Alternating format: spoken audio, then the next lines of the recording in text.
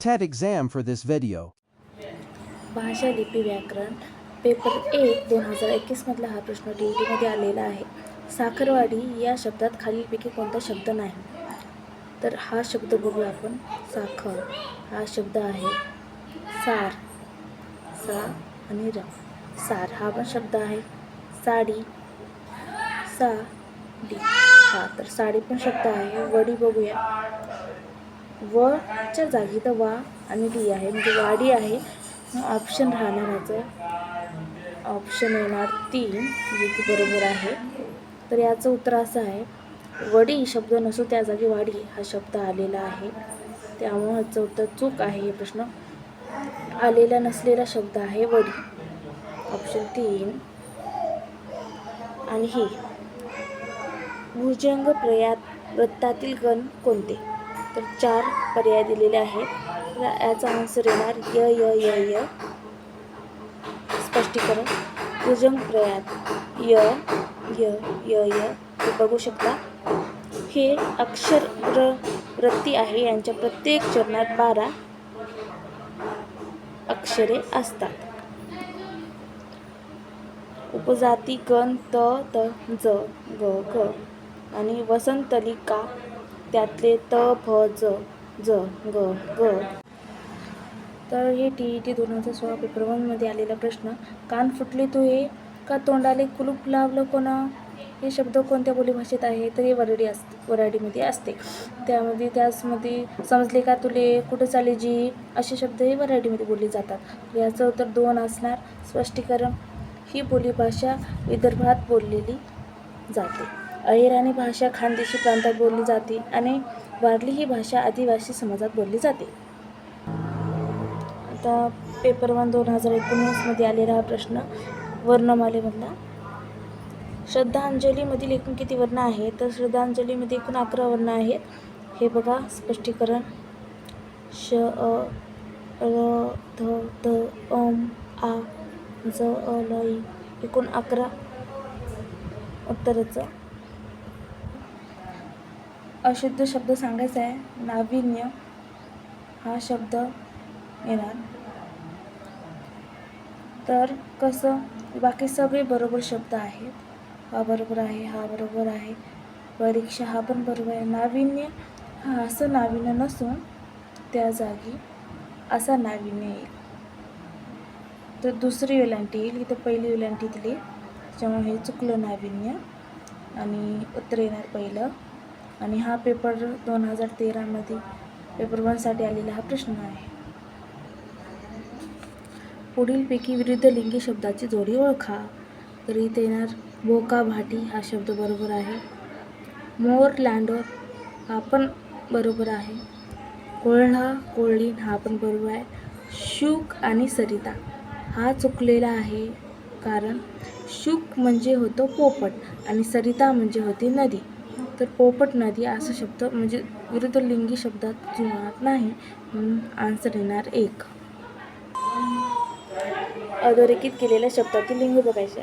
पक्षी, तर ती पक्षी तर नाही येणार, तो पक्षी येणार. तो म्हणजे पुढलिंगी झाला. ऑप्शन 4 पुढलिंगी, कारण का तो पक्षी असतो. ती पक्षी आपण कधी म्हणू, तो पक्षी, तो म्हणजे पुढलिंगी, ती म्हणजे स्त्रीलिंगी आणि ते म्हणजे नपुंसकलिंगी. आता तो पक्षी पुढलिंगी. उत्तर येणार ऑप्शन 4. पुढीलपैकी पुढलिंगी शब्द ओळखा. तर ती पोथी स्त्रीलिंगी झालं. ते पुस्तक हा नपुंसकलिंगी झाला. ती वही ते पण स्त्रीलिंगी झाली. तो ग्रंथ हा झाला पुढलिंगी, म्हणून ऑप्शन 1 येणार. स्पष्टीकरण इथं दिलेलं आहे, पाहू शकता. ऑप्शन 1 नवऱ्याची नवलाई साऱ्यांनाच वेड लावी या वाक्यातील भाववाचक नाम ओळखा. तर यातलं तर नवलाई हा येणार उत्तर. तर पाहूया आपण. भाववाचक नाम ज्या नामाने व्यक्ती, प्राणी, पदार्थ किंवा वस्तू यांच्यातील गुणधर्म किंवा भाव दर्शवणाऱ्या नामाला भाववाचक नाम म्हणतात. सामान्य नामे, विशेषण नामे, विशेषणे यांना य, त्व, पण, पणा, इ, ता, की, गिरी, वा, आई, ही प्रत्यय जोडून आली असेल तर ती भाववाचक नाम असते. उदा नवलाई हा शब्द प्रश्नात आपल्याला आलेला आहे. नवलाई या शब्दाला प्रत्यय काय लागला? आई. लाई, आई. आई म्हणल्यावर हा शब्द झाला भाववाचक. आणि प्रामाणिकपणा, पणा इथं आहे पणा. आणि श्रीमंती ई हा आला प्रत्यय, श्रीमंती ई.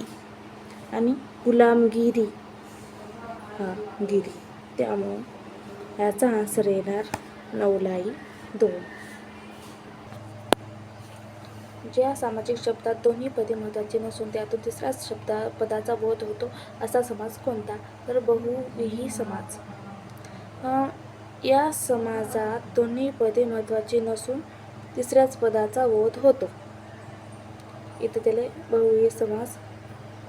या समासात दोन्ही पदे महत्त्वाची नसून तिसऱ्याच पदाचा बोध होतो. तर याचा आन्सर येणार 2, जे की इथे दिलेला आहे. तर आपण अव्ययभाव समस्त पाहूया. या समासातील पहिले पद महत्त्वाचे असते आणि द्वंद्वमध्ये या समासातील दोन्ही पद महत्त्वाचे असते. तत्पुरुष या समासातील दुसरे पद महत्त्वाचे असते. तर आपण चारही ऑप्शनाचे आन्सर आपण पाहून घेतलेले आहेत आणि याचा आन्सर येणार 2, बहुव्रीही समास. यामध्ये दोन्ही पद महत्त्वाचे नसून तिसरा पद हा महत्त्वाचा बोध असतो. पूजा उद्या येणार आहे ना या वाक्याचा प्रकार कोणता?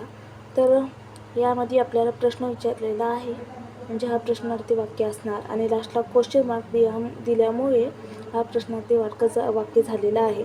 नकारार्थी वाक्य म्हणजे ज्या वाक्यामध्ये नकार शब्द हा नकारार्थी भावना दिसलेली आहे त्या शब्दाला आपण नकारार्थी शब्द म्हणू शकतो.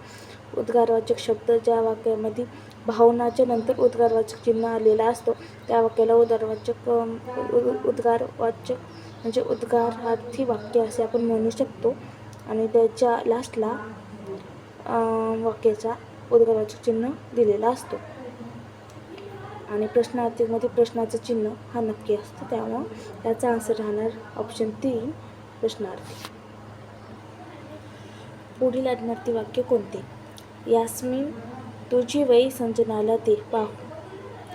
तर ही आज्ञार्थी वाक्य आहे, कारण का ह्यामध्ये यास्मीन तुझी वही संध्याला दे पाहू म्हणजे आज्ञा दिलेली आहे, आपण दुसऱ्याला देण्याचा आग्रह केला म्हणजे आज्ञा दिली म्हणून हे आज्ञार्थी वाक्य झालं. आपण दुसरं ऑप्शन पाहूया. यंदाप्रमाणे पुढील वर्षी देखील वरुण राजाची कृपा व्हावी.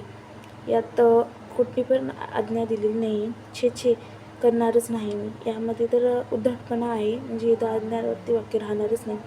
गरजेल तो पडेल काय हे एक म्हण आहे आणि यात आज्ञा दिली नसल्यामुळं या तिन्ही पण मध्ये आज्ञा नाही.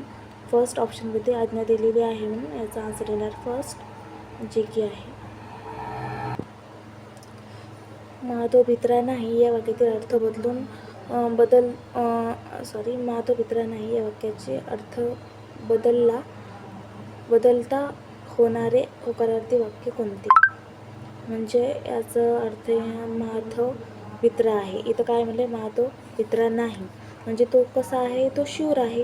तर इथं काय म्हणले? माधव भित्रा आहे म्हणजे इथं आन्सर राहणार नाही. माधव शूर आहे. माधव भित्रा नाही म्हणजे तो कसा आहे? शूर आहे. मग याचं हे ऑप्शन येणार 2. तिसरा पाहू. माधव शूर नाही असे नाही. माधव शूर नाही असे नाही म्हणजे तो कसा आहे? भित्रा. म्हणजे येत आपल्या भित्रा म्हणायचं नाही, तो नाही म्हणला भित्रा नाही म्हणजे तो शूर आहे, म्हणजे हे पण ऑप्शन येणार नाही. माधव भ्याड आहे म्हणजे तो भित्रा आहे असं म्हणायचं, म्हणजे हे पण ऑप्शन येणार 2. माधव शूर आहे, जे की असा आन्सर आहे. अनुराग या शब्दाचा अर्थ म्हणजे समानार्थी शब्द कोणता? तर अनुराग म्हणजे प्रेम, माया, आपुलकी हे अनुराग या शब्दाचे समानार्थी शब्द आहेत. तर फर्स्ट येणार. आणि हे बाकी सगळे क्रोध, संताप, राग हे अनुराग या शब्दाचे अपोजिट म्हणजे विरुद्धलिंगी शब्द आहेत. विरुद्धार्थी शब्द आहेत. तर याचं येणार उत्तर 1, प्रेम, ऑप्शन 1. स्पष्टीकरण इथं दिलेलं आहे. पुढीलपैकी अर्थाच्या दृष्टीने गटात न बसणारा शब्द ओळखा. हय, तुरंग, पारू हे घोड्याचे समानार्थी शब्द आहे. गज हे हत्तीचा समानार्थी शब्द आहे. तर ऑप्शन गज येणार नाही, मग याचं राहणार ऑप्शन 4 जे की इथं दिलेलं आहे आणि स्पष्टीकरण जे मी तुम्हाला आता सांगितलेलं आहे. कमळ या शब्दाला समानार्थी नसलेला शब्द कोणता? अंबुज, मिहीर, पंकज हे कमळसाठी समानार्थी असलेले शब्द आहेत. अग्रज हा शब्द वेगळा आहे, कारण का अग्रज म्हणजे आधी जन्मलेला. हा शब्द कमळाचा नाही आहे, कमळासाठी नाही, म्हणून याचा आन्सर येणार अग्रज 2. स्पष्टीकरण इथं आहे. नीर या शब्दाला समानार्थी नसलेला शब्द कोणता? नीर म्हणजे आपल्याला तर माहीत आहे पाणी, तर याचे येणार तोय, जीवन, जल हे नीरसाठी समानार्थी शब्द आहेत. दूध हे मात्र नीरसाठी समानार्थी शब्द होणार नाही आहे, तर ऑप्शन येणार 4. स्पष्टीकरण इथे दिलेलं आहे. पुढीलपैकी वेगळ्या अर्थाचा शब्द कोणता? दुहिता, कन्या, सुता हे मुलीसाठी आहे समानार्थी शब्द. सरिता ही नदीसाठी समानार्थी असलेला शब्द आहे, म्हणून ऑप्शन 4 याचा आन्सर येणार. पुढील वाक्यातील अदृश्य समानार्थी शब्द सांगायचा आहे. तर कठीण समय येता कोण कामास येतो? तर या अधोरेखित केलेला शब्द म्हणजे समयसाठी समानार्थी शब्द आहे. घडी, वेळ, तर त्यात आपल्या घडी ऑप्शन 2, तर हा घडी आहे, कारण का समयसाठी आहेत समानार्थी शब्द घडी, वेळ आणि काळ. तर यातलं आपल्याला इथं घडी दिसते, म्हणून याचा आन्सर येणार घडी ऑप्शन 2.